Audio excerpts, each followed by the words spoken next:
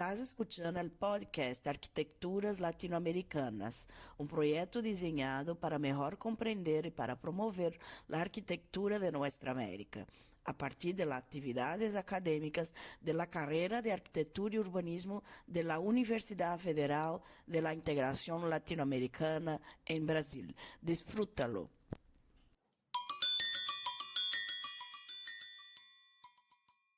Hola, este es un nuevo episodio del podcast sobre arquitecturas latinoamericanas, en el que realizamos entrevistas con invitados e invitadas profesionales de la arquitectura especializados en el área. Yo soy Sabrina Jahuila. Y yo soy Rafael Morlins, somos estudiantes de Arquitectura y Urbanismo en UNILA.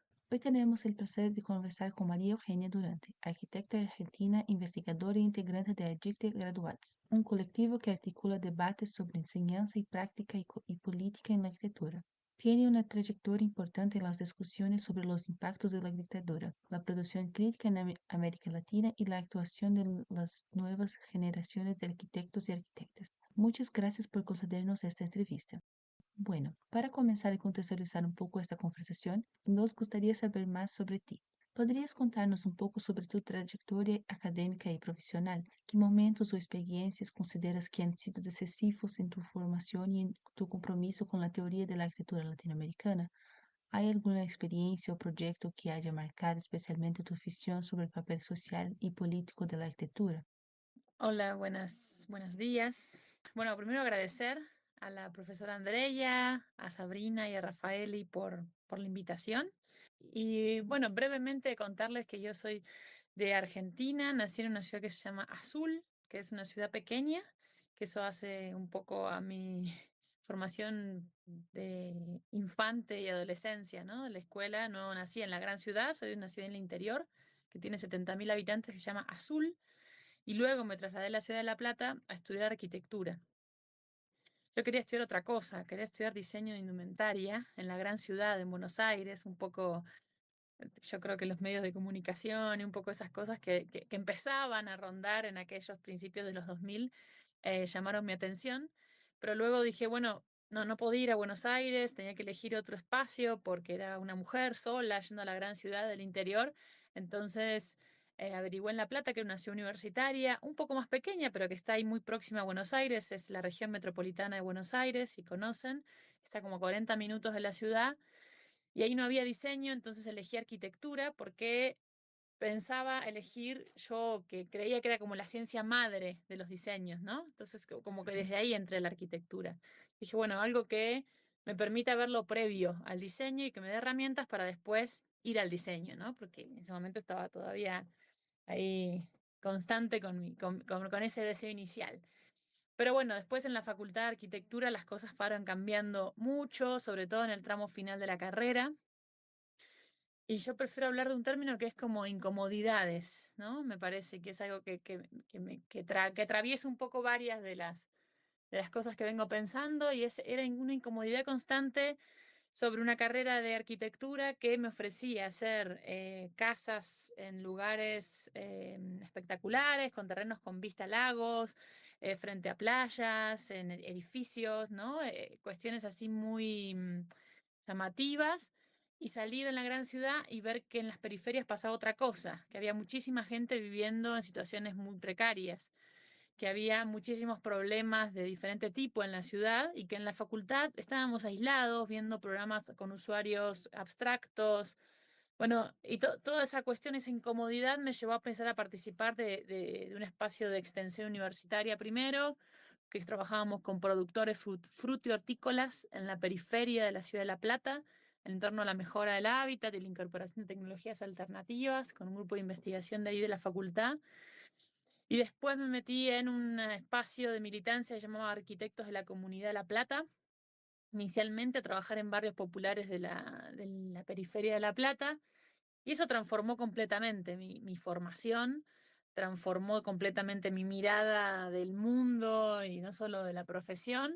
Em, y eso también me llevó a final de la carrera, también a participar de la militancia estudiantil desde este espacio que se llama Agite, ¿Por qué? Porque uno veía todo lo que sucedía en el exterior, todas las prácticas alternativas que se podían generar y que en la formación seguía pasando como si nada, ¿no? Seguía aislada, seguía en una burbuja. Entonces, desde el movimiento estudiantil me pareció un espacio súper interesante y lo sigue siendo un espacio para pinchar esa burbuja, ¿no? Para mostrar a los otros compañeros de la facultad que había otras prácticas, que había otros problemas, que había otras agendas para tratar en la formación y que estaban lejos. Y eso lo logramos bastante en 2013, creo que fue el punto álgido, generamos un movimiento estudiantil muy grande que salió a los barrios, que se preocupó por las problemáticas de la ciudad, sobre todo después de una inundación muy, muy grande que hubo en La Plata. Eso fue casi como una piedra de toque que a todos nos marcó, porque generó una emergencia habitacional muy grande en la periferia, visibilizó las condiciones habitacionales de la gente en las periferias, y eso generó un movimiento en la facultad impresionante, que nada, a mí me hizo pensar en eso, en que éramos varios los incómodos, ¿no? Éramos varios los que estábamos eh, desconformes con los que nos reformaban. Imagínense que armamos en 2012, fue esto, no, 2013, perdón, armamos un taller de diseño participativo de 120 personas en la Facultad de Arquitectura, lo cual era gigante para una facultad de arquitectura en ese momento. También motivado por un arquitecto muy viejito que apareció en ese momento, que para mí también fue muy importante en mi formación, que es Fermín Estrella. Luego, si quieren, podemos charlar más de él.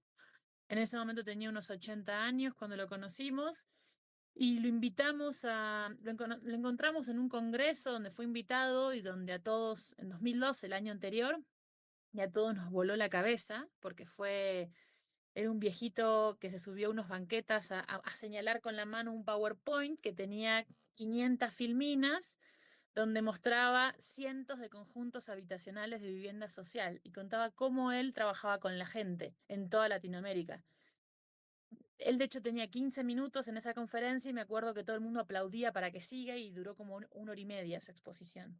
Fue así una cosa impresionante. Empezó ahí, imagínense, y en 2013, después de la inundación que les cuento, lo invitamos a dar un seminario de vivienda social y urbanismo en la facultad y se anotaron 600 personas. O sea, como eso fue creciendo de un tamaño impresionante, después muchos viajaron a otro congreso. Bueno, se fue armando ahí toda una amalgama muy, muy interesante que para mí fue mi escuela principal, ¿no? Yo ya me recibí antes de eso, me recibí ahí a fin del 2012. Me recibí en todo me gradué con todo ese momento, pero yo siento que nunca me terminé de graduar, ¿no? Porque me gradué de lo formal, pero mi formación recién empezaba, ¿no? En muchas cosas. Entonces de ahí mi interés fue meterme en investigación, un poco para conocer más qué pasaba, ¿no? ¿Qué era esa incomodidad? ¿Quién era Fermín? ¿De dónde venía ese viejito que nos sorprendió tanto? ¿De dónde era? ¿Por qué tantos estudiantes se movilizaron? ¿Qué nos movilizaba? ¿Qué pasaba afuera? ¿Qué pasaba adentro? Y un poco desde ahí nació mi interés por volver a la investigación y de a poquito fue encontrando como este interés en la historia de la arquitectura, particularmente porque justo Fermín daba cuenta de que no conocíamos la historia o conocíamos una parte de la historia, ¿no? Porque Fermín no estuvo nunca en los libros que yo leí en historia de la arquitectura. Jamás me lo contaron en las aulas. Yo lo viví por fuera y a partir de él conocí otra genealogía de la historia de la arquitectura, ¿no? Sobre la que después seguro vamos a charlar más. Pero bueno, me parece que los claves en mi formación fueron Fermín, pero fue también la militancia, ese espacio activo que me conectó, la formación con el afuera, ¿no? Con lo que pasaba en la realidad, con un espacio de discusión de incómodes, ¿no? De personas que nos preguntamos cómo podemos transformar lo que estamos transcurriendo en la formación y proyectar, aparte en una situación de proyectar mejoras, de proponer seminarios, traíamos profes invitados, ¿no? Una posición activa de propuestas hacia la formación. Desde ahí fue mi trayectoria en la universidad, en la Facultad de Arquitectura y Urbanismo de La Plata, y la cual logró el objetivo inicial, ¿no? Que era como romperme la cabeza, abrirme un poquito la cabeza. Bueno, lo consiguió por creces, ¿no? Demasiado. Pero bueno, por ahí después me metí en investigación, hice un doctorado, una beca de investigación. Bueno, pero esa es la parte más aburrida, me parece. me metí como docente en la facultad, a dar clases formalmente, etcétera, etcétera. Pero bueno, caminos de la vida, hoy estoy en México, en la Ciudad de México, haciendo una beca de investigación, una estancia de investigación acá en México, en la UNAM. Actualmente viendo otra parte de nuestra Latinoamérica y también de nuevo indagando en la historia de la producción popular del territorio, que después les contaré mejor. Por ahí un poquito de mi trayectoria. Disculpe. Después podemos volver a hablar sobre tu investigación en México, por favor. Y pensando justamente en este papel político, queremos entrar ahora en una cuestión que está muy presente en tu producción.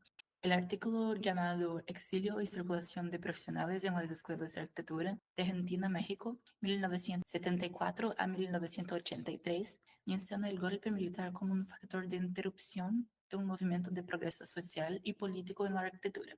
Y el periodo es caracterizado como un pasado traumático para los historiadores. ¿Podrías exponer sobre el impacto más directo y profundo de la dictadura militar argentina en la práctica y teoría arquitectónica? ¿Cómo afectaron la represión, el exilio y el silencio a la memoria de esas experiencias y al desarrollo posterior de la disciplina? Y además, tu propia tarea de reconstrucción historiográfica.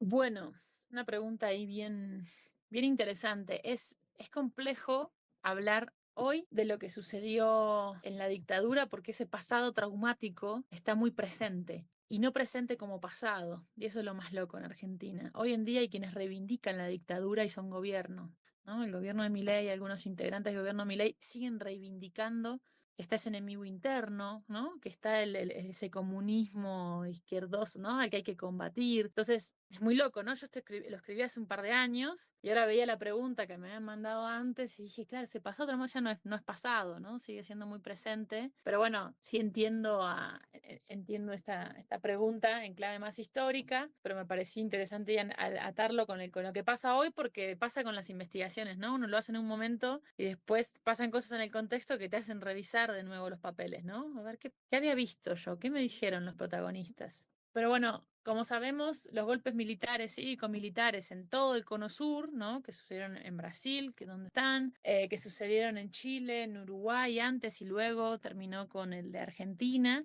tuvieron un fuerte impacto, ¿no? En todos, en múltiples sentidos de la vida cotidiana, en múltiples sentidos de la sociedad, la cultura, la política, la economía, ¿no? Porque para América del Sur va a instaurar el modelo neoliberal con más fuerza, ¿no? Gracias a la represión y a las violencias sistemáticas que instauró el Estado. No solamente fue la persecución de las izquierdas, ¿no? Fue el comenzar el andamiaje, instaurar con fuerza el andamiaje del neoliberalismo, ¿no? Que el punto de partida o el bastión principal fue el modelo chileno, ¿no? Pero que eso se traslada a toda la región. Me parece que desde ahí cambia todo, porque cambia y transforma o enfatiza la producción de ciudad neoliberal que tanto nos interpela a nosotros como profesionales, ¿no? Por ejemplo, como para empezar así con una cuestión más abuelo de pájaro, que hasta el día de hoy estamos discutiendo y combatiendo con este modelo neoliberal que, por ejemplo, olvida darle hábitat, darle vivienda a todas las personas, ¿no? Que nos pone a nosotros en una situación de mercado, de mercantilización excesiva de las relaciones sociales y de la producción de los espacios de la vida, que nos obtura para pensar, ¿no? O sea, no hay escapatoria por fuera del mercado, pareciera. Y es una forma de ver el mundo, una forma de ver las ciudades, una forma de ver las viviendas que se empieza a reforzar desde ese momento. A reforzar, digo, porque justo para mí es algo me interesó siempre en mi trabajo histórico, fue ver que las cosas no empezaron unos añitos antes de la dictadura, todo se desarmó y todo fue distinto después, ¿no? Como una mirada fragmentaria de la historia. Para mí desde siempre se vienen conformando posturas críticas, hasta la actualidad conviven dentro del campo profesional de la arquitectura y el urbanismo una postura crítica o posturas críticas con posturas reproductivas, ¿no? Que se adaptan a lo que el modelo de producción propone y que van de la mano. Eso va a ser muy visible y va a estar en conflicto en diversas partes de la historia, a lo largo del siglo XX en América Latina hasta el día de hoy, y particularmente lo que genera la dictadura, en lo que yo veo como un sector del campo profesional crítico, que me gusta llamarlo crítico porque discute con las relaciones de producción capitalistas, ¿no? Lo que va a hacer es desarmarlo desarmarlo, silenciarlo, ¿no? ¿Y qué desarma? Desarma algo que era muy grande, ¿sí? Y yo lo que veo en la historia era que era algo muy grande y no era algo de experiencias aisladas, como después reconstruyó la historia de la vuelta a la democracia en torno a experiencias de los 70, contando que eran tipos jóvenes, ilusionados, idealistas, ¿no? Que se juntaron y casualmente armaron un taller, el Taller Total de Córdoba. Bueno, el Taller Total de Córdoba, una experiencia súper linda, única, irrepetible. Se construyó esa imagen de los 70 y cuando uno vuelve a la historia se da cuenta que era un movimiento muy grande. Yo no me animo a hablar de un sector ni de un grupo. Era un movimiento muy grande, tan es así que la misma revista, hay una revista en Argentina que se llama la revista Suma, que es una revista histórica de historia de la arquitectura, que si uno la ve hoy, es la revista, es la que muestra la moda de la arquitectura, ¿no? Es las tendencias momento a momento de la arquitectura en el siglo XX o desde mitad del siglo XX a la actualidad, lo puede ver en la revista Suma. Argentina es muy importante. Ahora se llama Suma Más, tiene un signito más, cambió eso hace unos años. La revista Suma de los 70, inicio de los 70, está diciendo que hay que cambiar las cosas en la arquitectura. Aparecen estudiantes hablando de golpe. El movimiento estudiantil tuvo una fuerza tan grande que aparece en la revista Suma hablando, algo que es impensado hoy en día. Si uno ve la revista, en ese momento se filtraba hasta esos espacios. En los congresos, todos los congresos de arquitectura tenían líneas de vivienda social, de hábitat, de planificación de las ciudades. Todos estaban pensando el problema. Y en los 70 era muy grande el consenso en torno a la necesidad de repensar la formación. ¿Por qué? Porque se agudizó mucho la crisis social en las ciudades, ¿no? Como saben, la expansión de las periferias, etcétera, etcétera. Recrudeció mucho las condiciones de vida en la ciudad. Los arquitectos no podían hacer caso omiso, los urbanistas, ¿no? Entonces, hacia los fin de los 60, 70, se empieza a ver con fuerza un movimiento que crece, que se permea en varios lugares. En el Cono Sur hay experiencias súper interesantes y yo lo que me interesó ver es que no son experiencias únicas, porque lo que yo veo, por ejemplo, en Argentina hay una experiencia muy bonita que se da en la Villa 7 del 70 al 74 en Buenos Aires, ¿no? Que está permitida por un contexto de políticas, etcétera.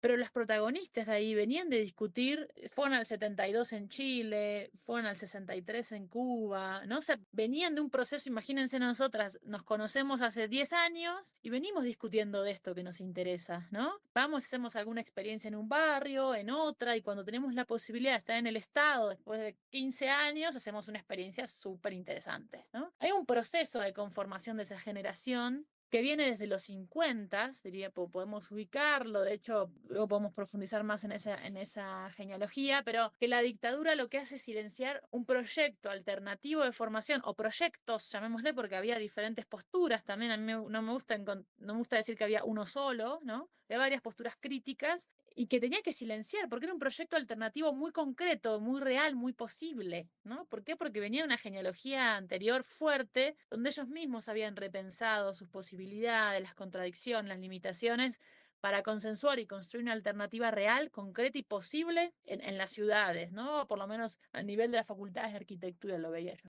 La represión fue muy fuerte. Imagínense que en mi facultad de arquitectura desaparecieron más de 100 estudiantes. Es un montón, porque imagínense cuántos eran en ese momento. Estamos hablando de los 70, ¿no? O sea, ¿qué serían? Hoy en día son 7.000 estudiantes, creo, en mi facultad de arquitectura. En ese momento serían 500, serían 1.000. Aparezcan 100 es el 10%. Imagínense que hoy desaparezcan el 10% de la plantilla de estudiantes de la facultad de arquitectura, es un montón. Y si desaparecieron a 100, imagínense la cantidad de otros que participaban. Porque desaparecer 100, justamente, es la idea de disciplinar a los otros, ¿no? Demostrarles, vos no hables, vos no participes, porque mira lo que le pasa a tu compañero. Entonces, creo que cuando uno lo dimensiona, cuando uno lo pone en cifras, ¿no? En lo cuanti, que estaba muy de moda ahora, es cuando más se llama la atención, o cuando yo vuelvo a reflexiones de decir, era realmente generalizada la crítica, era realmente generalizada la incomodidad de la que venimos hablando. Y la dictadura se encargó de silenciar eso, la dictadura se encargó de desarmarlo, ¿no? De generar mucho terror en la participación política. Se ve en Argentina en muchas jóvenes de esa época que se formaron en los 80, ¿no? Te dicen no te metas, que te dicen no te participes. Me pasó con profesores de mi facultad, ¿no? Que me decían, no te metas en eso, ya mucha gente se metió en líos por eso, no cuestiones, no preguntes. Hay una generación que forjó su juventud en ese silencio, en esa represión, que realmente se notó y se nota en la formación de las universidades. Y además de este desarme que generó la dictadura, esta interrupción fuerte desde la represión, la violencia, la muerte, ¿no? La tortura, también es interesante ver qué pasó en la pos, ¿no? En lo que se llama como transición democrática, que es la vuelta a la democracia a partir del 83, aunque se entiende que es desde antes del 83 y va hasta después, no es un proceso, no es de un día para otro se corta. Bueno, de hecho vemos que hasta el día de hoy sigue presente, como decía, entonces es una transición larga. En la transición democrática se van a reubicar los actores, ¿no? Y es algo que todavía falta investigar. Me parece que recién ahora se está investigando, pero en nuestras facultades de arquitectura y en varias de la región, me animo a decir, ¿quiénes se ubicaron ahí? ¿Quiénes son los profes? Porque imagínense, en lo que hubo en la Universidad Argentina es, bueno, vos fuiste profesor durante la dictadura, te vas, ¿no? O sea, hubo un recambio de los planteles. ¿Por qué? Porque todos estaban asignados como profesores de la dictadura, ¿no? Imagínense, la dictadura intervino en las universidades, puso sus decanos y los decanos pusieron sus profesores. Entonces eran todo un circuito que había que cortar de raíz y se expulsó a muchísimos. Entonces había muchísimos profesores, cargos pendientes, por lo cual ahí ocuparon profesores, muchos exiliados, muchos no tantos igual, varios de los que estaban locales, pero se empezó a tejer unos años antes de la vuelta a la democracia ese armado político, ¿no? Y de poder, porque es mucho poder ser profesor, ser decano en la facultad. Y ese armado tiene un tinte político particular, no es de los compañeros más radicales de los 70, ¿sí? Es de líneas más democráticas, bueno, de líneas más dialoguistas, ¿sí? Hay algunos que continuaron, que pasaron como por abajo de la mesa, digo, y eso es lo que dio el armado de esa universidad post-dictadura, que es lo que sigue hasta el día de hoy como proyecto hegemónico en la Universidad del Cono Sur. Y es lo que sigue como proyecto profesional hasta el día de hoy. Entonces, creo que ahí hay que mirarlo más. Yo no lo he indagado tanto, pero creo que es uno de los impactos de la dictadura que nos llega hasta el día de hoy, que es estos planes de estudios en las facultades nuestras que están orientados a cierto sector de la sociedad, este sesgo que yo les contaba que tenía en mi formación, tiene mucho que ver con ese armado post-dictadura, ¿no? Que también, desde lo democrático, intentó borrar lo que pasó antes, ¿entiendes? No es que los que volvieron en el 83 dijeron, ay, pará, fulanito de los 70 estaba pensando esto, súper interesante, retomémoslo. No, no, acá estamos nosotros, vamos a armar algo de cero, ¿no? Muy vinculado con los empresarios, con el sector privado. Bueno, ahí hay que ver cómo fue ese armado post-dictaduras. Digo dictaduras porque esto pasó en la región del Cono Sur en general, pero ojo, y también pongo un tinte acá o un matiz, ahora que me toca estudiar lo de México. En México no hubo dictadura, ¿no? O se supone que uno puede conocer México, ay no, allá se exiliaron, allá estaban bien porque no hubo golpe. Bueno, acá desde hace un par de años viene habiendo políticas de memoria y reparación. ¿Por qué? Porque en los años 70 y 80 acá hubo miles de desaparecidos políticos. Hubo violencia, hubo secuestros, hubo tortura. O sea, en México también operó un andamiaje represivo muy fuerte, que es bastante desconocido en la región, que tiene que ver con las políticas estas de Estados Unidos, ¿no? Con las escuelas de las Américas, con estos militares que se formaban en toda la región y que acá en México estaban atrás de un gobierno democrático. O sea, no se conoce como la dictadura perfecta. ¿Por qué la dictadura perfecta? Porque en la fachada, en lo que uno ve, es democracia y de atrás un andamiaje represivo muy fuerte. ¿Sí? Entonces, podemos hablar que la represión ocurrió en toda la región, el silenciamiento de estas alternativas ocurrió en toda la región, de diversas maneras, ¿no? En México los más radicales fueron los reprimidos, los más tenues sobrevivieron, de hecho hay quienes trabajaban en el hábitat popular y que no eran tan radicales en sus formulaciones que sobrevivieron ese periodo y siguen hasta hoy, ¿no? Que es posible ver continuidad con matices, por eso digo que hay diversas posiciones, ¿no? O sea, hay múltiples formas de atender estos problemas sociales desde la arquitectura, me parece, y múltiples historias. Pero sí aquella línea de arquitectura que, digamos, por mal llamar revolucionaria o que quería transformar de raíz las relaciones sociales, sí fue devastada con las dictaduras y las represiones en todo el Cono Sur. Los mismos exiliados que vinieron a México tenían ese contexto represivo. Ellos no podían hacer lo que querían en México. No era un territorio donde uno puede hacer lo que quiere. Acá estaba la Dirección Federal de Seguridad, que era un organismo que los perseguía, los vigilaba constantemente. Entonces no iban a poder ir a hacer cosas como si hubieran estado en su país libremente. No, tenían limitaciones en su actividad política por lo cual las cuestiones que los que lograron escapar de esa violencia y salvar su vida física, no siempre encontraron después en los países de acogida lugares donde puedan seguir desarrollando ese mismo proyecto político. Además de 1000 limitaciones, ¿no? Además de 1000 revisiones, imagínense, seguían discutiendo sobre si estaba bien, estaba mal, lo que habíamos hecho en el país, la discusión, qué pasó con la... Y aparte todo muy sobre el proceso, ¿no? Entonces, pero bueno, creo que en síntesis la dictadura, la represión impuso como diversos niveles de silenciamiento y transformó espacios de raíz, ¿no? Que ya no volvieron a ser lo mismo que antes. Y no van a volver a hacerlo, ¿eh? Yo no creo que haya que haber un revival, ¿no? necesario, sino somos generaciones distintas, nos vamos reacomodando, pero sí creo que volver a esa historia nos permite ver, para mí, el hallazgo principal, o por lo menos el que más a mí pongo como bandera, es que no eran dos, no eran tres gatos locos, como dicen, no era un grupo aislado, eran muchos, por eso tuvieron que usar estas herramientas de silenciamiento. Era muy generalizado el proyecto, estaba muy legitimado socialmente también. Bueno, y una última cosita que me decías, qué desafíos impuso, ¿no? la interrupción a mi propia práctica de investigación. Algunas cosas ya fui contando. Centralmente hay un par de cuestiones que tienen que ver con que esos debates de esas épocas no están saldados en muchos de los protagonistas. Entonces, cuando uno los va a entrevistar, te encontrás con que hay debates que no están dispuestos, o que sí, o que se pelean entre ellos, ¿no? Me ha pasado a estar en espacios de memoria que se pelean entre los protagonistas cuando empiezan a hablar del peronismo de los 70, no sé. Vuelve a haber esas heridas abiertas, ¿no? Si hicimos bien o mal en salir del país. El exilio en sí tiene un matiz muy fuerte, que es desde los compañeros militantes que se quedaron en el país. Cuando uno los entrevista, te hablan pésimo de los que se exiliaron, ¿no? Porque te hablan de esos que se fueron, ¿no? Que se escaparon. Entonces es una figura difícil de poder trabajar, porque me pasaba con colegas míos que me cuestionaban, ¿por qué ves el exilio? Dice, esos que traicionaron a la militancia y se fueron. Y en verdad, cuando uno va a mí me pasó a encontrar muchísimos arquitectos exiliados. En mi listado de los que estaban en México solamente tengo 70 personas, lo cual, insisto, es un montón para los que eran. Y son súper heterogéneos, porque todos piensan que vinieron a hacer posgrados y venían con becas. De los 70 puedo asegurarles que menos de 10 tenían becas, menos de 10 se insertaron a hacer posgrados. La mayoría vino con un brazo adelante, un brazo atrás, como dicen, a buscar trabajo. De múltiples maneras muy diferentes viajaron, se ubicaron en lugares muy distintos, no se conocían entre ellos muchos. Bueno, es una cosa así muy heterogénea, por lo cual fue muy difícil de trabajar, porque me exigió a mí desarmar los prejuicios, ¿no? Que uno mismo tenía sobre eso. O sea, desarmarlos, tratar de ver esto, que miradas muy diferentes, las experiencias exiliares, como se les dice, son muy heterogéneas. Hay quienes no quieren hablar hasta el día de hoy. Me pasó con entrevistados que me dijeron, yo de esto no hablo, no me interesa.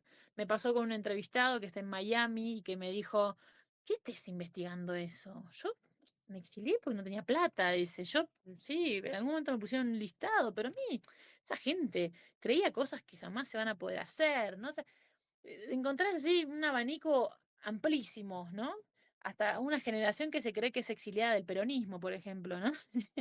Que en los 73, cuando asume Cámpora, que interviene en las universidades, o que ponen a gente de su confianza en las universidades, gente que se va de la universidad en el 74 y se considera exiliada no de la dictadura, sino del peronismo de esa época. Entonces, insisto, es una cosa muy compleja de agarrar, trabajar, pero qué bueno, que por suerte hay un amplio campo de estudios de los exilios, podemos decir, en Argentina, que da herramientas teóricas para poder trabajar eso en la historia. No así en la arquitectura. En la arquitectura no van a encontrar jamás un texto sobre exilios de la arquitectura. Y en eso me parece interesante volver a colocarlo sobre la mesa, porque parece que recordamos solo a los que murieron, ¿no?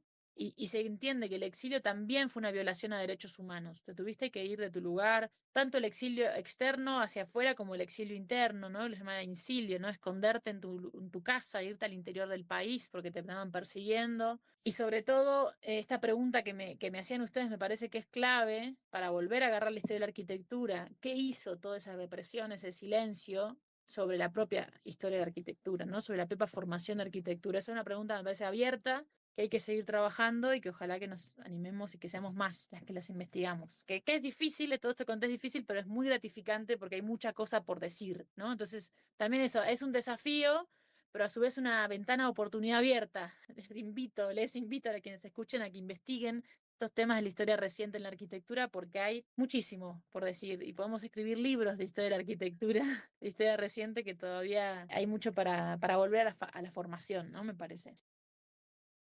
Y en ese proceso, algunas figuras ganaron visibilidad, pero otras fueron olvidadas o invisibilizadas. Pensando en la investigación historiográfica, ¿qué figuras clave de ese movimiento permanecen excluidas de las historiografías canónicas de la arquitectura argentina y por cuáles mecanismos de borrado? ¿Cómo rescatar esas contribuciones sin caer en apologías o biografías idealizadas? ¿Qué figuras?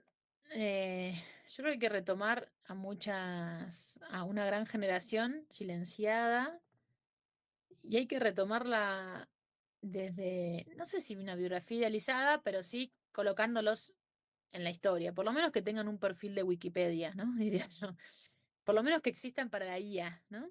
A mí les contaba de Fermín Estrella, que para mí es uno de los grandes de la región, grandes, y me pasó la primera vez que lo puse en el chat GPT y el chat GPT no sabía quién era Fermín Estrella. Entonces, pero ojo, al yo meterle la pregunta, el chat GPT fue a buscar más, ¿no? Y encontró algo. La segunda vez que le pregunté sí me supo decir algo más. ¿A qué voy con esto? Sí, yo no creo que haya que caer en los grandes relatos, pero sí creo que igual nos debemos un reposicionamiento de otros grandes que hubo en la región y que muchas veces no los tenemos que ver como secundarios. Sí fueron muy importantes. Fermín Estrella fue muy importante. Ahí habría que hacer todo un podcast sobre su trayectoria, pero hay varios escritos, así que está bueno para ir a buscar. Fermín Estrella fue argentino, pero me parece que recorrer su trayectoria, hace no mucho escribí un articulito sobre eso, sobre justo cómo Fermín, donde fue Fermín y con quienes conectó Fermín, te muestran otros personajes interesantes de recuperar. Por ejemplo, pienso en el grupo IRA en Argentina, que eran otros dos arquitectos que ahora se me pifió su nombre. Después estuvo en México exiliado y trabajó acá con gente que trabajaba el tema de las escuelas rurales de una manera impresionante, o con gente de las comunidades. Trabajó con el famoso Enrique Ortiz Flores, que es un referente de toda la región para pensar en el hábitat popular actualmente y desde hace varios años. Bueno, y así con varios otros más, que es donde cuando uno recorre la trayectoria de uno al menos, uno iluminado, puede dar cuenta de varias otras referencias más, ¿sí? De otros personajes que en ese momento se fueron vinculando. Contaba de Mario Soto. Mario Soto es más viejo que Fermín. Entiendo que le dio clases en algún momento. Hay una generación ahí de los 70 en Argentina eh, que se ha recuperado de a poquito algunas trayectorias que también es interesante de recuperar, pero pienso también en otras partes de la región que se deben esa historia y esa revisión local. En Brasil hace poco, bueno, hace un par de años ya, pero conocimos la figura de Sergio Ferro, que es un exiliado brasilero a Francia, que seguramente se los han dado en UNILA porque sé que lo trabajan. Y Sergio Ferro va a estar proponiendo otra forma de pensar la historia de la arquitectura desde los trabajadores. También para mí es un referente obligado en la formación de arquitectura a leer. Es una persona ya muy grande, pero que por suerte hay un revival, ¿no? La USPI, la FAU USPI hace poco hizo una exposición de su obra, ¿no? Lo recuperó. Me parece que hoy hay herramientas para ver otras voces. Y bueno, me parece, no, nombro a ellos dos porque me parece que quienes vayan a buscar sus textos van a ver muchos otros más. Y después, solo acá poner un punto que me parece que también es una cuestión que se está trabajando actualmente, que es ver qué pasó con las mujeres, ¿no? ¿Por qué uno va a las figuras y en general son hombres? Por muchas cuestiones que muchas saben, ¿no? Sobre todo que justo acá estamos tres mujeres, por la invisibilidad, por el silenciamiento que se le ha dado a las mujeres latinoamericanas en esta historia de la arquitectura. Y además hay que reconocer que las primeras graduadas de arquitectura locales propias son de principio de siglo, pero en una, dos, hasta mitad de siglo, que es cuando empiezan a ser muchas más mujeres, ¿no? Entonces en los 70 empieza a pasar ese proceso de crecimiento de la matrícula femenina con mucha fuerza en la Facultad de Arquitectura y hay muchas profas de esas épocas que hay que recuperar. Pero de nuevo, es un trabajo de la historia volver a recuperarlas y lo dejo más como pregunta. Hubo muchas arquitectas que se vincularon a todos estos movimientos que hoy hablaba en las preguntas anteriores, alternativas. Hay que recuperarlas, hay que de nuevo ir a ver si están vivas para ver sus voces y si no ir a ver su producción. Hay un portal en Argentina muy, muy interesante que se armó hace un par de tiempo que se llama Un día una arquitecta, que recupera varias de estas figuras de mujeres. Paradójico, pensábamos el otro día con un compañero, que muchas de ellas, o la mayoría, tienen prácticas por lo menos más sensibles, ¿no? Hay muchas que se dedicaron a vivienda social, a proyectos, no sé, para las primeras infancias, proyectos culturales muy interesantes, no sé, pienso en Lina Bobardi, ¿no? O sea, en otra forma de articular lo local con la producción arquitectónica. Es casi una constante, ¿eh? O sea, las mujeres desde siempre pensaron esta arquitectura más humana. Entonces, no sé, lo digo ahí como una hipótesis, ¿no? No sé, quizás, seguramente hay mujeres que trabajaron para el capital, ¿eh? No lo dudo eso. Pero hay algo ahí para volver a la historia con otros ojos, como dicen, con gafas violetas, que es pendiente para esta reconstrucción de la historiografía, ¿no? Que están preguntando. También nos interesa pensar más allá de las metrópolis más conocidas. Además de las metrópolis icónicas como Buenos Aires, São Paulo, Ciudad de México, ¿qué otras ciudades o paisajes urbanos menos estudiadas representan contradicciones y potencialidades únicas de la arquitectura latinoamericana? ¿Cómo podrían estos contextos aportar a la comprensión y redefinición de la arquitectura regional? Está bueno pensarlo y justo que la volvías a formular, la pensaba. Qué loco que está asociada un poco la arquitectura latinoamericana en general o esa arquitectura que ha ocupado lugar en libros a las grandes ciudades, ¿no? Pienso en Río de Janeiro también, pienso en Santiago de Chile, en Montevideo. O sea, los referentes de la arquitectura parecen estar en esos sitios. Y también pienso que muchos de los que hemos trabajado historias alternativas de las ciudades, hemos mirado las periferias populares de esas mismas grandes ciudades, ¿no? Como estamos en diálogo con esa historia. Pero creo que justo también autocrítica y lugares vacantes es ver que el territorio es más extenso y es más complejo y es más diverso en América Latina. Me parece interesante esta pregunta. Por suerte hay más producción desde ciudades medias, ciudades pequeñas y espacios campesinos, ¿no? Territorios campesinos, territorios rurales. Parece que en todo el espectro amplio de la diversidad territorial de América Latina se puede trabajar en torno a la idea de la arquitectura latinoamericana. Justo, la vamos a diversificar más y es lo interesante. No solo eso, sino que vamos a encontrar otros espacios donde aportar. Y se está viendo, sobre todo el ámbito del urbanismo, que ha virado su imagen al territorio supuestamente vacante, ¿no? Para nosotros es como una hoja en blanco el campo, ¿no? Y en verdad no, hay comunidades, hay naturaleza. Bueno, hemos visto los grandes megaproyectos extractivos, ¿no? De las mineras, no sé, del campo sojero, que también pasa, ¿no? Ahí en el sur de Brasil. Estos grandes procesos que tienen una gran afectación a la salud y a la cuestión climática mundial, muchas veces la arquitectura no los ve, el urbanismo piensa que es solo urbano. Y me parece que es justo un gran problema y que hay que volver a mirar todo el extenso territorio. Yo, como les contaba al principio, vengo de una ciudad pequeña, entonces desde ahí siempre es una pequeña euge del interior, de una pequeña ciudad que le interpela siempre a la euge metropolitana, que ahora vino a vivir a una ciudad más grande, sobre la necesidad, los múltiples problemas que hay en esos territorios. Yo pienso en mi ciudad, en Azul, y pienso en infinidad de cosas que se podrían hacer. De hecho, tengo compañeros jóvenes que han vuelto desde la arquitectura ahí y es interesantísimo lo que se está haciendo, desde la planificación urbana, por ejemplo, para pensar con comunidades que siguen siendo periféricas en pequeñas ciudades, para pensar con los compañeros, compañeros campesinos. Hay muchísimo, un espectro enorme y creo que en la medida que saquemos nuestra mirada de las grandes ciudades vamos a encontrar cada vez más desafíos profesionales, disciplinares súper interesantes en esta construcción de las arquitecturas latinoamericanas. Retomando el momento anterior a la dictadura, en los años 60 y 70, observamos un compromiso social entre arquitectos y arquitectas argentinas, una crítica al movimiento moderno y un intento de elaborar propuestas internacionales en el clave latinoamericana. En tu opinión, esas experiencias, influenciadas por congresos regionales como el de la UIA en Cuba y por la intensificación de la urbanización informal en América Latina, contribuyeron a la formación de una identidad arquitectónica latinoamericana distinta que se diferenciaba de las tendencias europeas o norteamericanas de la época? Hubo otras influencias teóricas o prácticas de la arquitectura y el urbanismo de otras partes del mundo, especialmente del suburbano, que moldearon los enfoques de los arquitectos argentinos politizados, más allá de las referencias occidentales más tradicionales.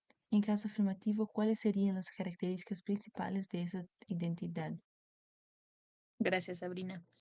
Creo que a mí me gustaba empezar a responder esta pregunta diciendo que, por un lado, bueno, hablar de cuando hablan de identidades de arquitectura, que es un concepto fuerte, sobre todo en la historia de la arquitectura, nos han enseñado muy mal, me parece, o por lo menos lo dominante, porque hay profesores muy interesantes de historia de arquitectura que no dicen esto, pero se ha transmitido mayormente una forma de ver la historia de la arquitectura desde los lenguajes, ¿no? Y las identidades medio homogeneizantes de la arquitectura en toda la región.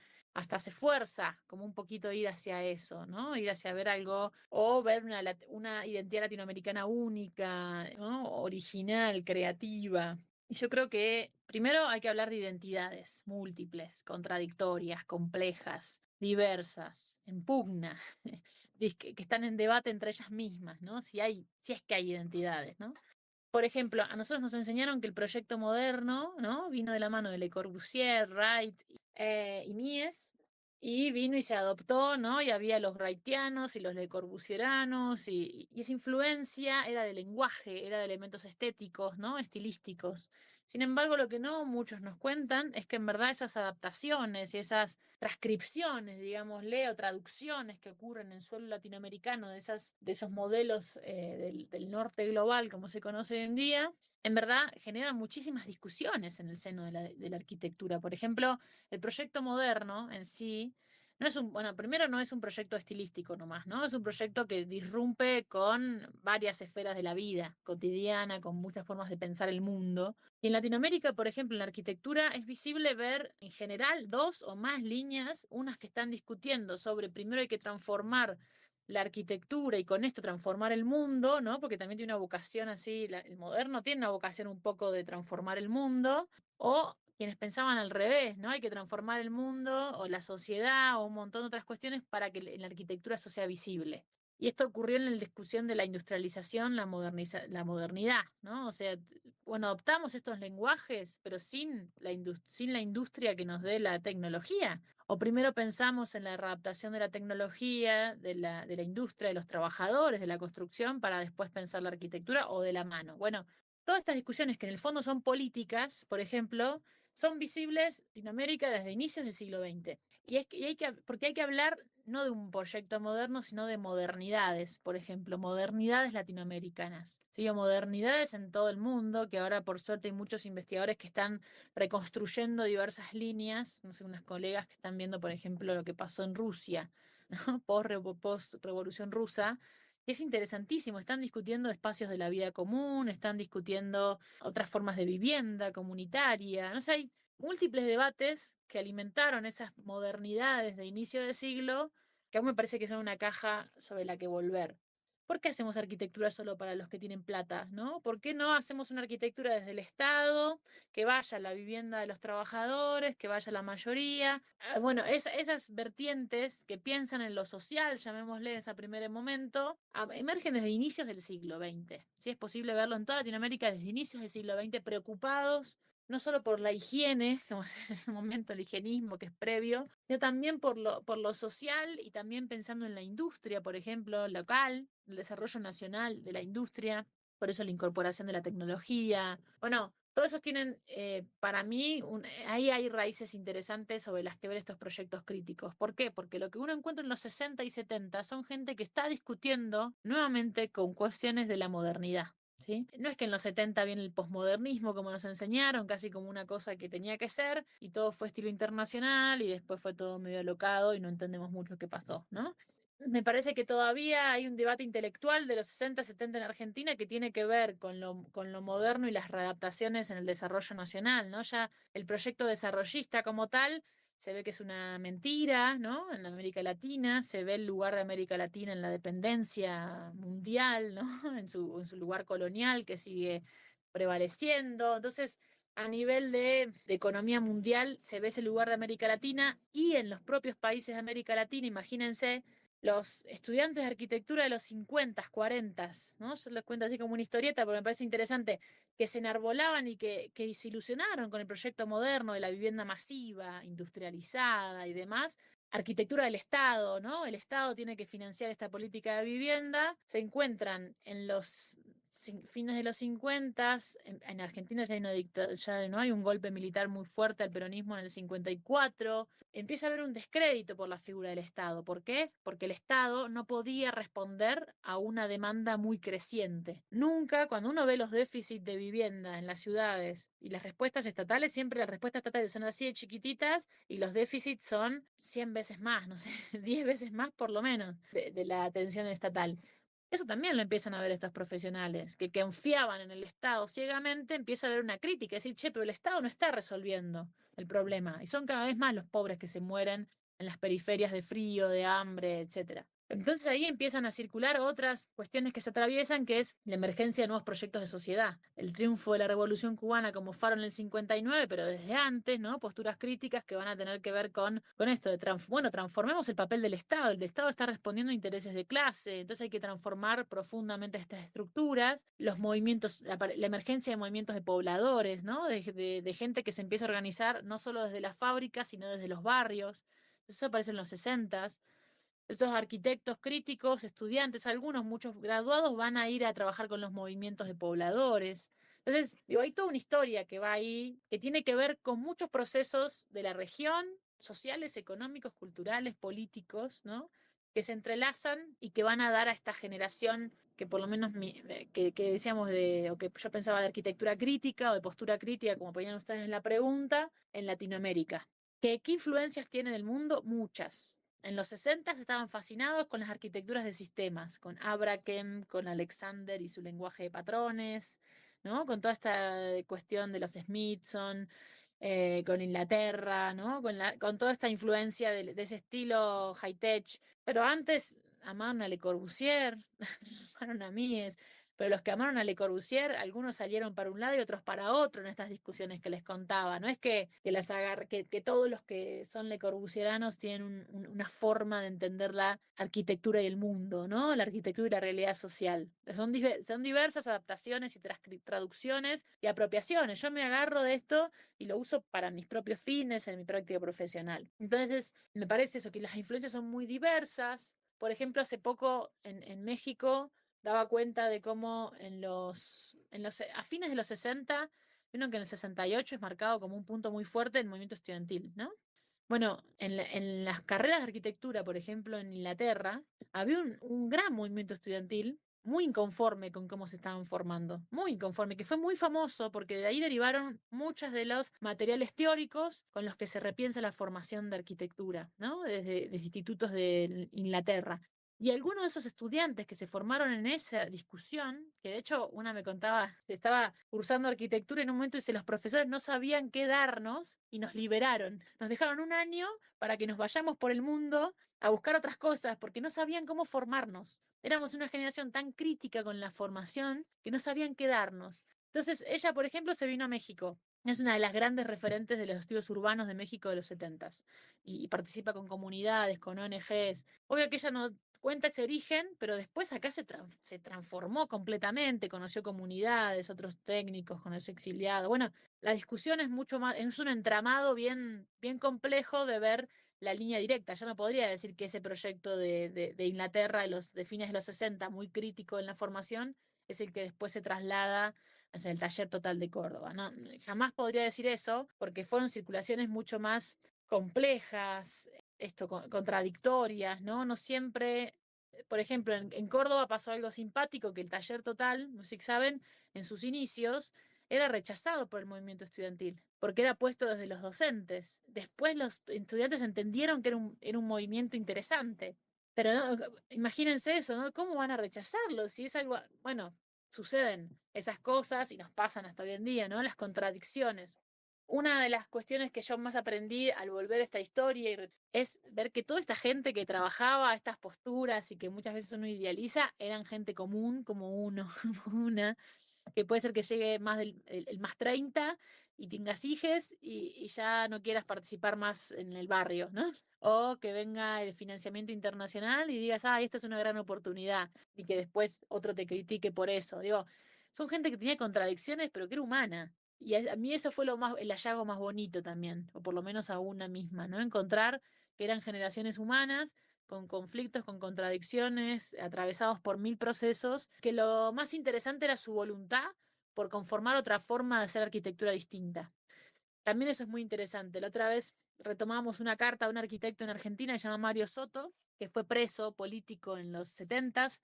A inicios de los 70s, él era un tipo de una generación muy interesante de los 50s, ya era profe muy consolidado en los 70s, él formó otras generaciones, lo meten preso y su carta desde la cárcel, lo primero que dice era que él lo metían preso por su condición de arquitecto crítico, o no decía crítico, ¿no? Pero como justo discutiendo con mucha de la historiografía posterior que se hizo, que miró a esta época como de excesiva politización. Lo que decían era, todos estos participaban en política y no les interesaba nada, ¿no? O sea, de la arquitectura nada, solo política.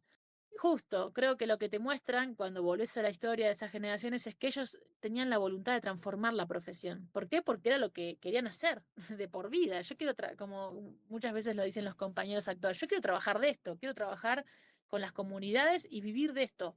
Bueno, todos pensaron lo mismo a lo largo de la historia, ¿sí? Todos querían vivir de eso y configurar otro paradigma, otras formas de pensar la disciplina. Entonces, creo que este diálogo de influencias es mutuo y constante de norte-sur, como plantean la pregunta. Es muy difícil ver una identidad latinoamericana. Y insisto que me parece que hay que volver justo a esa historia, volver a trabajarla, porque, insisto, hay muchas vacancias, hay muchos lugares que ni yo sabría bien decirles, pero que es más interesante hablar de identidades en plural, de modernidades en plural, ¿no? De influencias que circularon de maneras muy diversas en toda la región. Y hay un diálogo que en el sur, su matiz, los colores que adopta tienen que ver con los procesos muy propios de América Latina, ¿sí? Con las realidades sociales muy propias de América Latina. Porque esta incomodidad que yo hablaba al principio, yo lo veo como una constante a lo largo de todo el siglo XX, siglo XXI, pero que también da cuenta de la arquitectura en América Latina, que creo que es una de las únicas categorías que les podría decir, lo incómodo. ¿Por qué es incómodo? Porque la arquitectura históricamente fue hecha para dar valor al espacio construido, por lo menos la arquitectura, bueno, luego podemos discutir una historia más viejita. El siglo XX es la arquitectura que le da valor al espacio construido para sacar mayor ganancia, ¿no? Mayor plusvalía, tanto en la ciudad, en la renta urbana, pero también plusvalía a los trabajadores de la construcción, ¿sí? Entonces es despojar a los trabajadores de ese saber y saber pensar lo que están construyendo, y los arquitectos nos consolidamos como el actor intelectual del proceso, ¿no? Que despojamos del saber y a su vez podemos incrementar las ganancias del que tenemos arriba en general, que es el patrón. Eso es muy incómodo en América Latina. ¿Por qué? Porque vamos a la obra, charlamos con los albañiles y conocemos sus contextos de vida y viven en condiciones terribles, sin embargo están haciendo casas preciosas o edificios preciosos en pleno centro. Recorres 3 pasos más allá del centro en cualquier ciudad de América Latina, grande, mediana, hasta pequeña, me animo a decir, y las condiciones habitacionales son complejas, son malas, los servicios son ineficientes, hay problemas de humedad, hay problemas de salud relacionados con las formas en que habitan las comunidades. Entonces, todo eso genera incomodidad. ¿Por qué? Porque yo aprendo una cosa en la facultad y afuera me encuentro con otra. Lo que nos pasa hasta el día de hoy, ¿no? Pasa lo mismo, lamentablemente. ¿Y eso qué genera? Incomodidades, generaciones de estudiantes que todo el tiempo están preguntándose para qué nos formamos, a quién vamos a atender. Formé para atender a los ricos y ahora los ricos ya tienen sus arquitectos y a mí no me contratan. Entonces, ¿a quién le diseño? El único que me pide una casita es mi tío, pero mi tío no tiene mucha plata y no sé cómo hacerle la casita a mi tío porque no me enseñaron a hacer eso, ¿no? Entonces, todas estas cuestiones que tienen que ver con las realidades sociales, seguro que son no solo de América Latina, ¿no? Me animo a decir de todos los países que con grandes problemas sociales y económicos del mundo, genera estas múltiples y constantes generaciones incómodas en la arquitectura de América Latina, ¿no?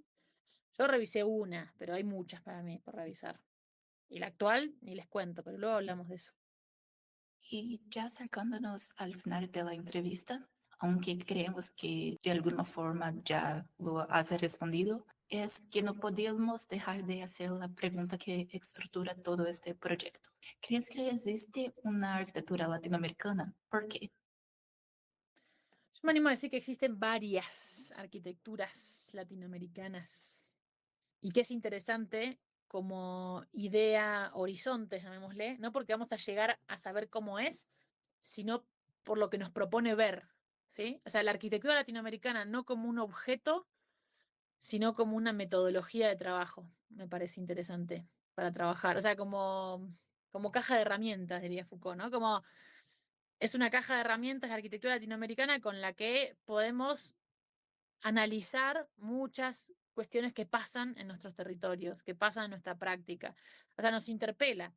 La idea de que hay una arquitectura propia nos llama a cuestionar lo que viene de afuera, ¿no? Por ejemplo. La idea de que hay una arquitectura propia nos llama a buscar quiénes desde acá armaron la arquitectura propia, ¿no? Y ahí es cuando nos encontramos con los líos, ¿no? Con las cosas que no cierran, con las cosas que son contradictorias, con las cosas que tienen influencias de afuera, pero también de adentro, con las cosas que están muy atravesadas, como decía, con los procesos sociales, políticos, económicos de la región. O sea, nos obliga a ver la idea de arquitectura latinoamericana, nos obliga a ver la arquitectura no como una sumatoria de objetos y de estilos, ¿sí? También. Yo digo que eso no hay que dejarlo, pero ver todo lo demás nos hace muy bien. Me parece que como idea, fuerza, es súper interesante hablar. Yo no podría decir jamás que no existe, porque justo opacaría toda esta voluntad, ¿no? No, no les dejaría pensar todo esto que me parece súper interesante, ¿no? Todo esto otro. Yendo hacia el presente, tú acompañas a las nuevas generaciones de arquitectos y arquitectas comprometidos con las causas sociales, ambientales y territoriales. ¿Qué desafíos y oportunidades percibes para estas prácticas críticas en la actualidad? Si pudieras dejar una reflexión o consejo para quienes creen en el potencial transformador de la arquitectura en América Latina, ¿cuál sería tu mensaje principal? ¿Qué papel pueden tener los arquitectos y urbanistas en la construcción de sociedades más justas y sostenibles en la región? Qué presión. Eh, Voy diciendo varias cosas que creo que tienen que ver con esto. Por un lado, recuperar esto de las incomodidades. Me acuerdo mucho un compañero de la facultad una vez que después de que se graduó entró a participar en el espacio que yo militaba, ¿no? Que yo participaba. Y un día me acerqué y le digo, ¿pero por qué te sumaste? ¿No? Yo no te hacía voz en estos espacios, o sea, no me imaginé que te interesaba. Me dice, vos no te acordás, pero un día nos cruzamos en el pasillo de la facultad y vos me dijiste, dice, vos que sos un estudiante tan crítico, ¿no? Porque me acuerdo, yo cursaba con él algunas materias y él siempre cuestionaba, preguntaba, siempre tenía otra mirada, siempre no le gustaba, era muy inconforme, estaba muy incómodo con lo que le pasaba. Y yo le dije, vos tenés dos opciones, le digo. Una es seguir tu camino y seguir hablando mal de lo que te pasó en la facultad, ¿no? Seguir y hacer experiencias interesantes y decir, ay, qué facultad aislada, fragmentada, qué conocimiento que no me sirvió para nada. No, podés seguir ese camino. Y otro camino es participar en algún espacio, aunque sea un poquito, para repensar esa formación, ¿no? Y poder que las generaciones futuras, cuando vivan esa incomodidad, tengan herramientas para trabajarla. Bueno, me dice, yo tomé ese segundo camino, me dice, por eso estoy acá. Un compañero muy lindo. Entonces, creo que es un poco eso, ¿no? Me parece que hay que habitar esas incomodidades, como nos han enseñado muchas vertientes actuales del pensamiento, ¿no? Feminista, de varias cuestiones ahí que las juventudes saben mucho mejor que yo, y sobre todo buscar herramientas que a veces están por fuera del chat GPT y que nos obligan a construir nuevo conocimiento. Y en eso nuevamente recuperar esta idea de no está todo dicho, No está todo ahí en la IA. O sea, justo la IA te muestra la vacancia. Si ustedes se animan a googlear algunas de las cosas que les conté hoy, seguro la IA no la sabe, o la sabe a medias, o cita cosas recientes. Hay mucho para decir, hay mucho para producir conocimiento. Y eso es súper interesante, porque son una generación, los jóvenes, que están pensando en la producción de conocimiento. Pero no hay que caer en la vagueza de contar lo que ya se dijo, ¿no? Por eso un poco lo que recupera el ChatGPT, sistematiza lo que ya se dijo, sino que hay que construir justo discursos nuevos. Hay mucho por decir de lo que ya pasó, de hecho, no solo de lo que está por venir, ¿no? Entonces, para mí, por un lado, eso, el potencial transformador de las nuevas generaciones es la producción de conocimiento. ¿Para quiénes? Para los que siguen viniendo atrás. Y sobre todo para que se nuevamente recuperar líneas históricas, críticas, alternativas que nos permitan pensar otra forma, digámosle, más humana de pensar la arquitectura. ¿Por qué? Porque vemos lo que pasa, ¿no? No sé, no nos puede pasar por el costado y no importar que mueran cientos de niños palestinos todos los días. No nos puede no importar la violencia de las mujeres tan sistemática en las ciudades. No nos puede no importar que la gente se muera de tuberculosis en el siglo XXI, ¿no? Que vuelva el sarampión. No nos puede no importar. O sea, o a muchos nos importa y no sabemos qué mierda hacer, ¿no? O sea, con la arquitectura sobre todo. Y justo, hay muchos proyectos alternativos de la historia que nos han enseñado a trabajar desde otra mirada, a trabajar charlando con la gente. A veces parece una obviedad, pero es dialogar con la gente. Es donde estemos, donde nos toque actuar, porque muchas veces por la emergencia laboral tenemos que tener, además de 3 trabajos, trabajos que no nos gustan. Bueno, muchas veces esos trabajos de arquitectura nos ponen todo el tiempo con gente. Y si algo, por ejemplo, yo aprendí de esto de Sergio Ferro, que justo repensar las relaciones sociales no solamente es en los barrios pobres, para nada, de hecho, les diría. O sea, ¿dónde ocurren las relaciones sociales más desiguales y más incómodas? Son muchas veces en los sectores altos, ¿no? Cuando trabajamos en las casas, en los barrios cerrados, para la gente con más plata, que los albañiles son los más precarios, migrantes, ¿no? Que son más maltratados, ¿no? Como las mujeres que hacen las tareas domésticas. Bueno, ¿por qué no humanizar esos procesos de trabajo, por ejemplo? Ya es un paso importantísimo para los arquitectos. Si nos toca hacer casas para ricos, tratar de que los procesos de trabajo no sean explotadores, por ejemplo, ¿no? Entonces, que no tratar de que no sean lugares de mierda, ¿no? Lugares donde la gente solo se enferma más, vive peor. Si nosotros podemos coordinar un proceso de trabajo, sea pagado por quien sea, y podemos hacer un proceso más interesante, más humano, más sano, me parece que ya es un montón. Si podemos trabajar con las comunidades del campo para que resignifiquen sus espacios, para que se queden en el campo, para que vuelvan a producir la tierra, para que produzcan sin agrotóxicos, no sé, también hay espacios de trabajo. Pero eso es trabajando con la gente, escuchando a la gente y sobre todo trabajando con otros, ¿no? Con otros colegas de arquitectura, otras disciplinas, nunca es solos, me parece tampoco. Eso está pasando en la actualidad, ¿no? El sálvese quien pueda, la individualización muy fuerte de las juventudes, ¿no? De, bueno, vos, la tuya. Me ha pasado mucho cuando di clases el último tiempo, de encontrar que es muy difícil trabajar en grupo. Muy difícil trabajar en grupo, que los mismos estudiantes están diciendo, yo hago una parte, yo hago otra parte y me entregan engrampado 2 hojas que de hecho tienen sus nombres individuales en cada uno. Yo me espanto de eso, porque para mí estudiar arquitectura era hacer grupo. Era el desafío de hacer grupo, algo que para mí siempre fue súper difícil. No digo que sea algo fácil, pero ya que sea tan fuerte, o sea, hacemos grupo, pero hemos construido mecanismos para individualizarnos dentro de los grupos y me ha pasado de venir estudiantes que le echen la culpa al otro. Bueno, así cosas que son muy comunes en la Facultad de Arquitectura, me imagino que en otros también. Me parece que el gran desafío, el gran consejo es construyamos con otros. Aunque sea muy difícil, es lo más gratificante.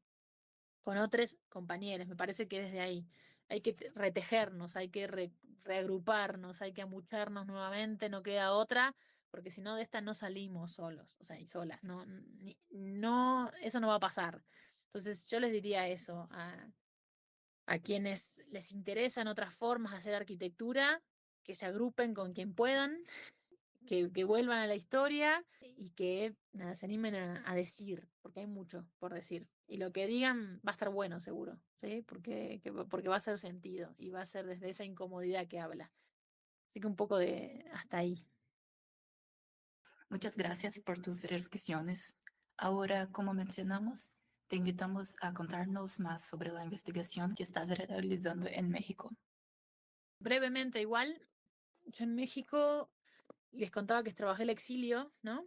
Cuando yo rastreé las historias de los exiliados, las exiliadas aquí en México, me encontré con que México era un lugar donde además arribaron varios otros exiliados, había brasileros de años anteriores, uruguayos, chilenos, algunos arquitectos, otros que no, y había muchas historias locales muy interesantes, ¿no? Desde que desde principios de siglo en México ocurre algo que es la primera revolución de América Latina, ¿no? En el 10. Y eso da un matiz, me parece, para pensar lo político distinto. De hecho, es súper interesante. Vayan a ver algún día los escritos de los arquitectos mexicanos en los años 20, los años 30. Hay concursos de vivienda obrera en el 20 en México. O sea, cosas que no pensaría jamás. En los 30 hay gente que está hablando de las mujeres y de la opresión de las mujeres en la cocina. No sé. Hay, hay cosas interesantísimas que ocurren en ese México. ¿Por qué? Porque había un sentir o sentires de transformar lo que estaba pasando en torno a la sobreexplotación del capital, ¿no? Y un gobierno que era terrible, ¿no? El de Porfirio Díaz, que viene a desarmar la revolución, con mil contradicciones, de nuevo, con muchas vertientes, con muchas formas de pensar, pero en México me encontré con una usina interesantísima para pensar lo latinoamericano de otras maneras, ¿no? Acá lo campesino es muy fuerte en la Revolución Mexicana, entonces es algo que persiste hasta hoy, lo indígena, lo campesino, y que me parece que es algo que en el sur, el sur-sur, no sé si sur global, sur-sur, del cono sur, hemos tenido una mirada que mira mucho más a Europa, ¿no? Más europeizada en general, y nos cuesta volver a nuestros territorios para ver los matices de los colores de piel, ¿no? Para ver nuestras raíces indígenas. Y acá en México eso es mucho más presente y convive y dialoga. Y a mí, bueno, me atrajo mucho intelectualmente todo eso. Había mucho más para ver, ¿no? Sigue habiendo mucho más también en el sur, no es que acá no. Y en México, particularmente, después de ver las trayectorias exiliares, dije, bueno, ¿y qué pasaba en México con el debate de la vivienda popular? ¿Qué pasaba en las facultades de arquitectura? Acá hay una experiencia que es como la más paradigmática, que se llama autogobierno arquitectura, que ocurrió en la facultad de la UNAM, que es la universidad principal del país. A partir del movimiento del 68 hubo un grupo de estudiantes y docentes que empezaron a formar otro plan de estudios distinto.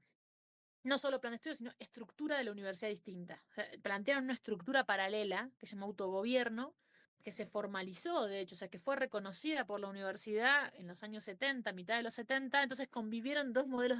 Vos podías cursar en la Facultad de Arquitectura por los talleres de letras, creo, y los talleres de números, se decía. El modelo autogobierno o el modelo clásico.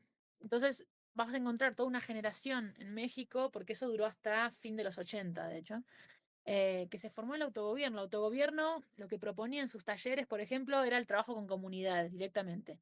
Vos entrabas ahí a hacer un proyecto desde que entrabas a la universidad con una comunidad y el proyecto se lo devolvías a la comunidad. Obvio, con metodologías distintas, varios talleres, lo mismo que pasó en el taller total. Hubo varias perspectivas de los profesores, formas diversas de articular con los movimientos, pero era otra forma de formarse, reconocida institucionalmente, porque uno se graduaba y tenía el título, igual que cualquier otro.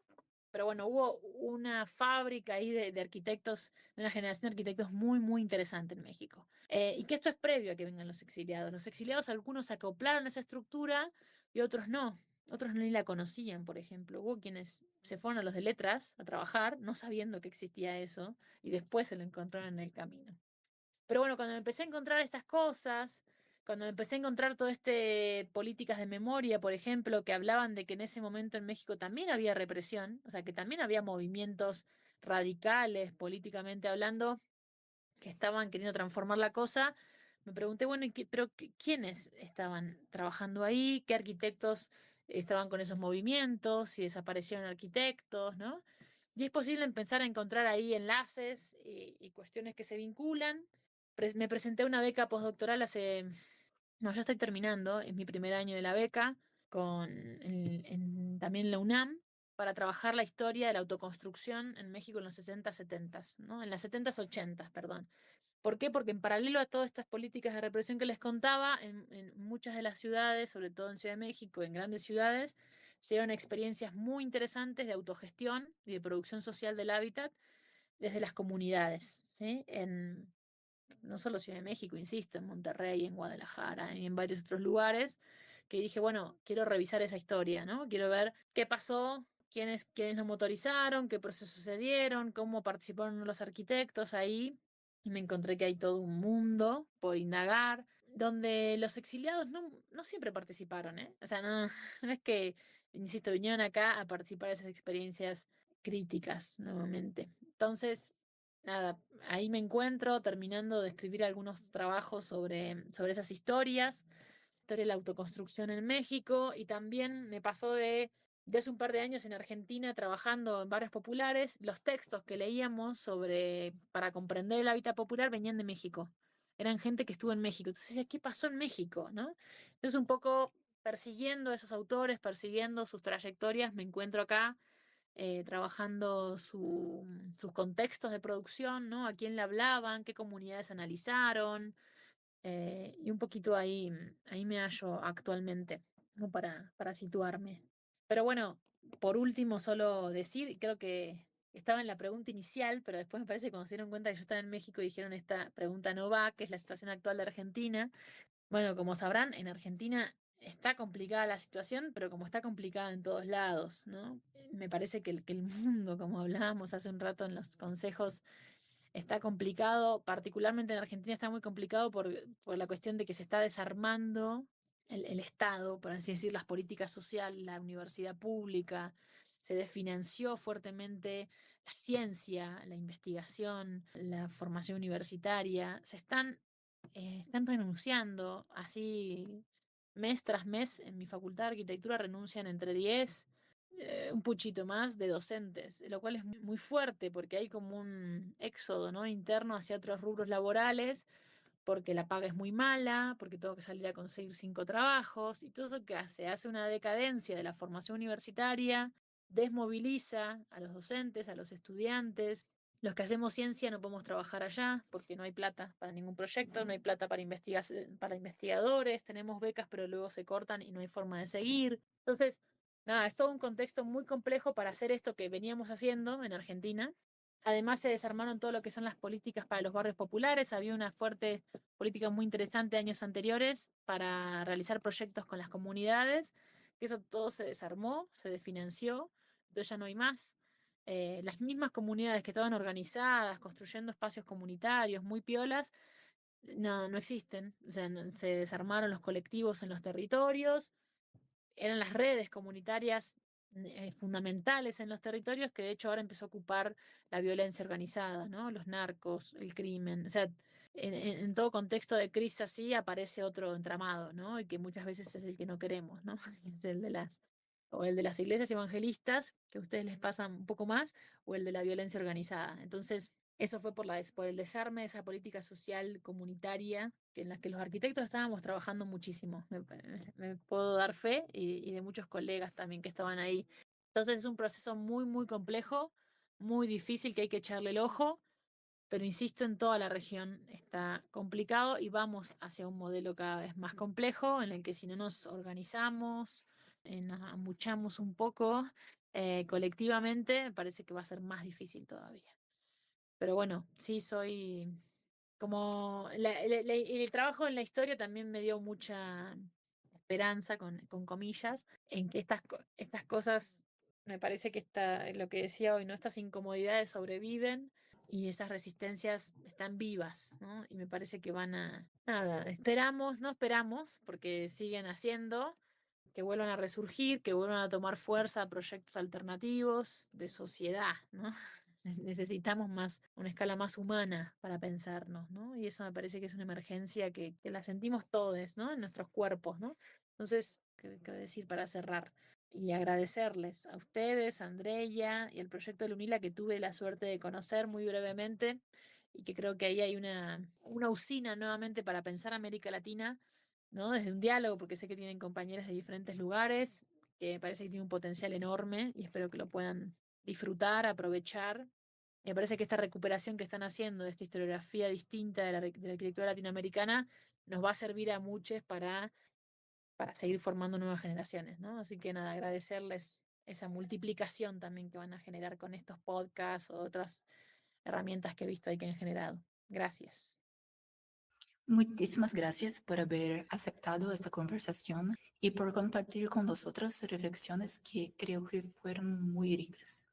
Fue un privilegio poder escuchar tu trayectoria y tu mirada sobre la arquitectura en América Latina, especialmente sobre los silencios y las tendencias que atraviesan nuestra formación y práctica. Cerramos aquí la entrevista. Esperamos que esta escucha también despierte otras preguntas en quienes están nos acompañando. Hasta la próxima.